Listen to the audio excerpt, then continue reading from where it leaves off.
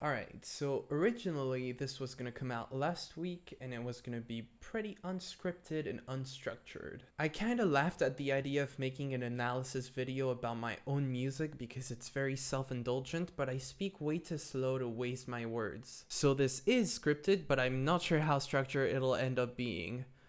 Oh well. Now, for those of you who haven't watched my Break a Song on Stronger, let me sum it up real quick. Stronger is a dubstep song about self-destruction in the form of cynicism and anger, which are diametrically opposed. The artists used a suite of techniques both in the music and the lyrics to create a certain ambience of unease, partially through the omnipresence of contrast. If you want to hear more about Stronger, go watch my video on it, it's pretty good. Before we go any further, a small tangent. In my last video, Pop is not a genre, I said I was a big proponent of Death of the Author, and despite the fact that I wrote the script twice, I spoke without thinking. Obviously I, the author, am about to share my intent and tell you what to think about my own music, which is pretty antithetical to Death of the Author. I don't want to make it too long, so I'll simplify.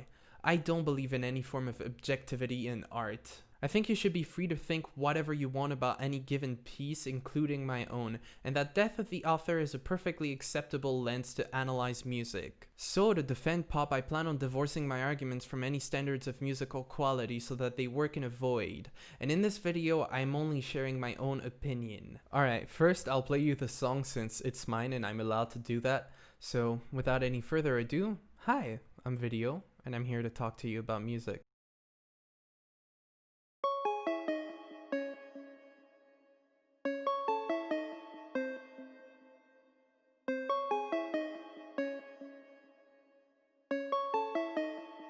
Running out of time,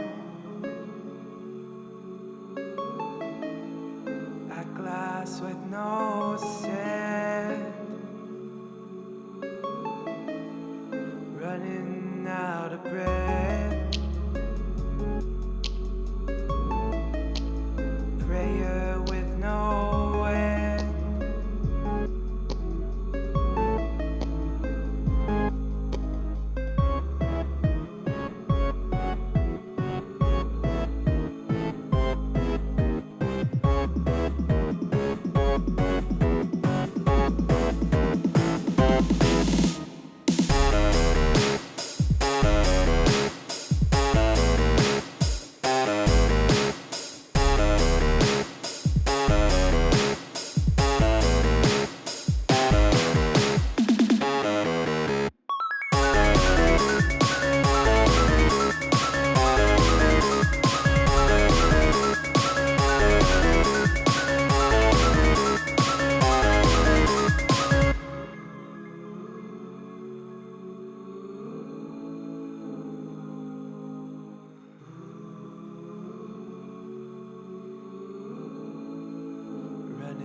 Out of space,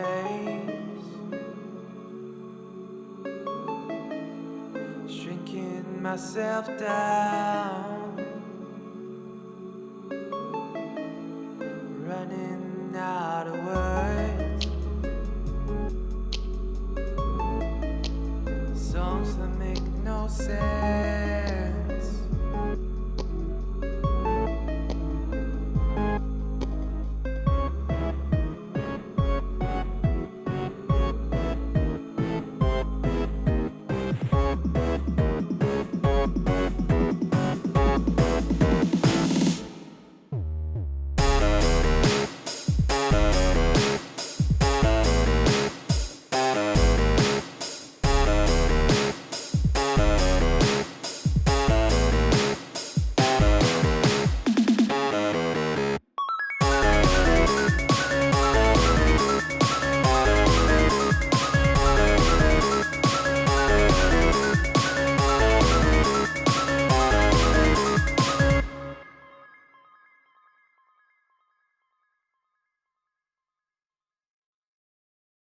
So as you could probably hear, Running Out is still its own thing and has quite a few differences with Stronger. For example, Stronger is more extreme in the expression of its mindsets, and those are more clear cut. There's angry and then there's sad, which is not the case with Running Out. That's because my primary goal was to capture the underlying pressure that motivates these mindsets. You see, it's clear that whatever the situation our protagonist, for lack of a better word, is in, she's in over her head. So my goal was to make a song that captures this kind of oppressive feeling and translate it musically, which I hope I did well. Now, instead of proposing central themes and getting all philosophical about my own music, which would be a little self-indulgent, I'll just analyze the arrangement and lyrics. Starting with the lyrics at the macro, meso, and micro levels.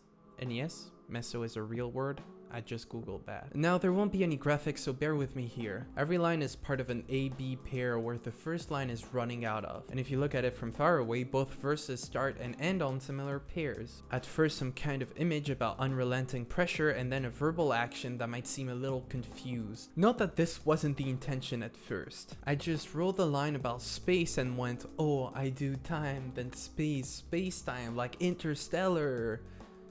Yeah, I'm not a very bright guy. And then I figured I would keep the parallels going. This is a neat little structure though. Keeping it short and simple allows me to first define what that pressure feels like and then how my protagonist is reacting to it, which is especially important considering I'm working with only 4 lines of verse. The way each verse starts sets up a form of urgency. We're immediately thrown into the action and we're already low on something, in that case time or space. The second line in both verses resolves, or in that case solidifies, that tension by stretching it out. The most common symbol to depict a time-sensitive issue is obviously the hourglass because it provides a visualization of the scarcity of time. Playing with that symbol by describing an hourglass with no sand whatsoever kind of suspends that instant, and now we're just perpetually running out of time. The same thing applies to the second verse with an added element of proactivity and physicality to the thing that stretches that tension out. The third and fourth line in each verse have a strong verbal/oral component. My idea was to give the impression of someone feverishly begging for some kind of help, as highlighted by the religious imagery that comes with the mention of prayer or song. If the macro structure is the setup that allows me to extract as much meaning as possible from 4 lines of verse,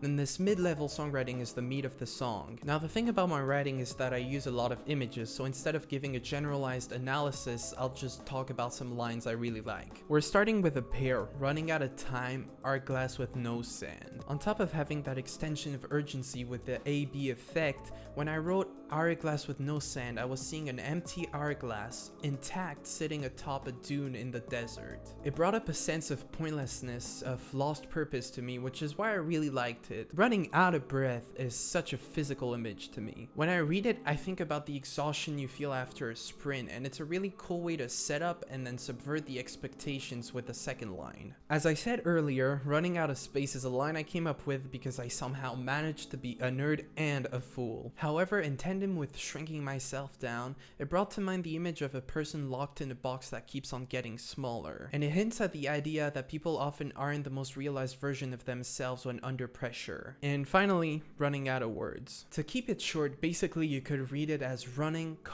out of words. Which is true for every sentence, but especially meaningful here with the symbolism of running away from someone/something because you don't have the words to face it. And that's pretty much it for the lyrics. I wouldn't say I'm an expert songwriter, but if I were to give a few tips, they would be: 1. Write with whatever approach is most comfortable to you. 2. Don't add complexity for the sake of complexity. Less is more. 3. I had a couple lines I loved but had to cut. Kill your darlings. Alright, now we can talk about what I'm good at. Now I'd consider myself a pretty competent producer, but this means I have a lot of things to say. And I don't want this video to be too long, so we'll be speeding through things I find noticeable in the verse, build up and drop.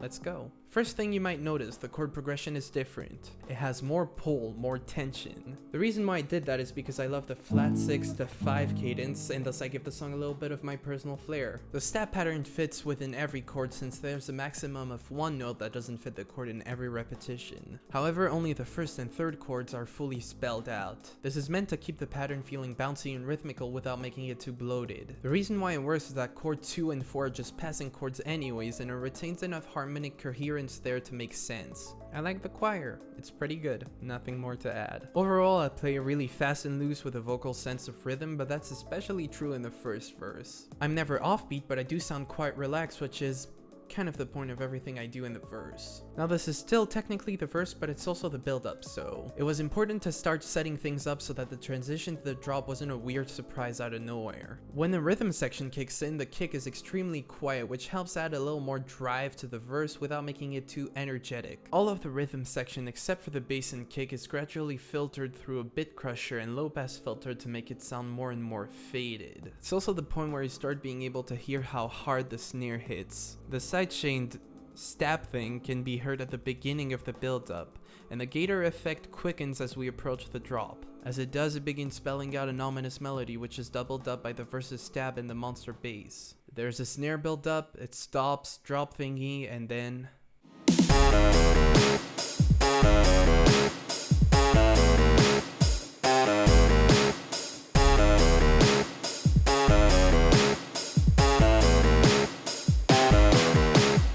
probably the most audible part of the drop is the drums, inspired by metal breakdowns. The cymbals hit every quarter note, the snare slams beat 3 of every bar, and boy, what a snare. The kick is inspired by trap, however. It's quick, agile, syncopated, and it drives the rhythm forward. The bass follows that trap direction too. It's not as quick as, say, an 808, but it does serve as a solid, sturdy bass on which to lay down our drop sounds. Those drop sounds, in the first part at least, are just a doubled up monster bass playing a straightened and filled out version of the initial stab pattern. It makes whatever we hear brutal, but not too jarring. It does that twice, there's a fill, it plays the first bar of the pattern, there's silence, and then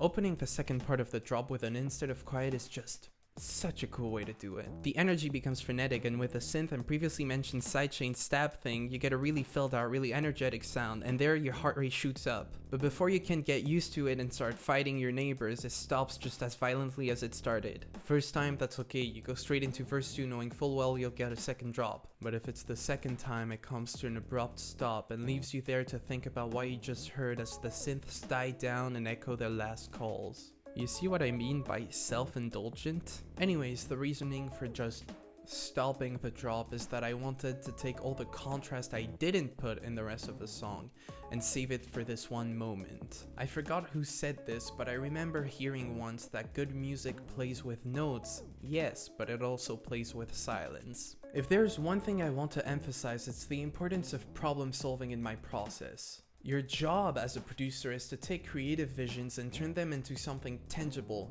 often complex in number space like a project file in FL Studio. So when you're coming up with a new part for your song, it's important to ask yourself, how does this fit within the context of my song? And I've already talked about killing your darlings, but it's also often about creating a non-darling that you'll learn to appreciate as a part of your song. As a consequence of that, it's important to try and execute the ideas you settle on with intent in a way that helps solidify the musical points you're making, at least in my opinion. But music is a complicated craft that I don't even master yet, and all of this practical advice might not even apply to you.